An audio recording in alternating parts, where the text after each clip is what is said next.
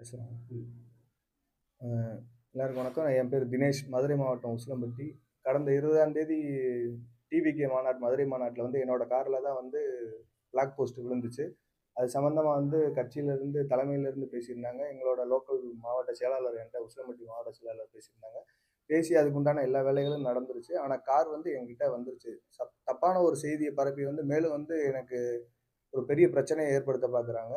Car வந்து நான் வாங்கி என்னோட தேவைக்காக சில ஆல்ட்ரேஷனுக்காக வண்டி நின்றுட்டு இருக்கு. இன்னொன்று, என் ஃபேமிலியோட போய் நான் அந்த காரை வந்து தலைவர் கையால் வாங்கணும் அப்படின்னு நினச்சி நான் தான் வெயிட் பண்ணிக்கிட்டு அந்த காரு என் கையில் இருக்குது. இன்னும் சொல்லப்போனால் நான் வந்து வாங்கின இடத்துல அப்படியே வச்சு தலைவர் வரட்டும் வெயிட் பண்ணி வாங்குவோம் அப்படின்றதுக்காக தான் நான் நின்றுட்டு இருக்கேன்.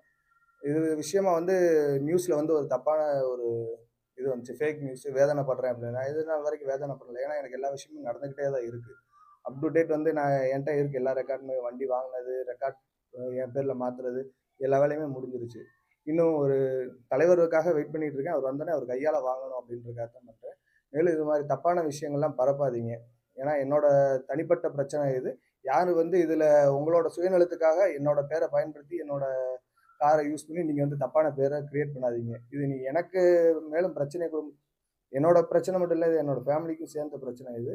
நீங்கள் டிவிக்கு அசிங்கப்படுத்தணுன்றதுக்காக நீங்கள் இதை யூஸ் பண்ண பார்க்காதீங்க. உங்களுக்கு என்ன தேவையோ அதை பாருங்கள். ஆனால் இது விஷயமா நிறைய நல்ல விஷயங்கள் நடந்திருக்கு. அது யாரும் உங்களுக்கு பேசலை. என் கார் இருந்ததை விட பெட்டராக தான் ஒரு நல்ல காராகவே நீயே சூஸ் பண்ணிக்க, உனக்கு என்னன்னாலும் நாங்கள் பார்த்துக்குறோம், உனக்கு என்ன வேணுமோ பாருன்னாங்க. எனக்கு பிடிச்ச மாதிரி என் காரை விட பெட்டராக ஒரு நல்ல கார் பார்த்துட்டேன் நான். அதை அவங்க அன்னைக்கே எடுத்து அன்னைக்கே என் கண்ணு முன்னாடியே செட்டில் பண்ணாங்க. எல்லா வேலையும் முடிஞ்சு வண்டி வந்து ஆல்ட்ரேஷன் வேலையில் நின்றுட்டு இருக்கு. அதை தலைவர் வரணும், அவர் கையால் வாங்கணும் எனக்கு ஒரு ஆசை. எல்லாரும் கேட்டாங்க தலைவர்கிட்ட வாங்கினியா பேசுனியான்னு. எல்லாருமே மேலிடத்துலேருந்து என்கிட்ட பேசியிருக்காங்க. ஆனால் அவர் கையால் வாங்கணுன்றதுக்காக தான் நான் வெயிட் பண்ணிட்டு இருக்கேன்.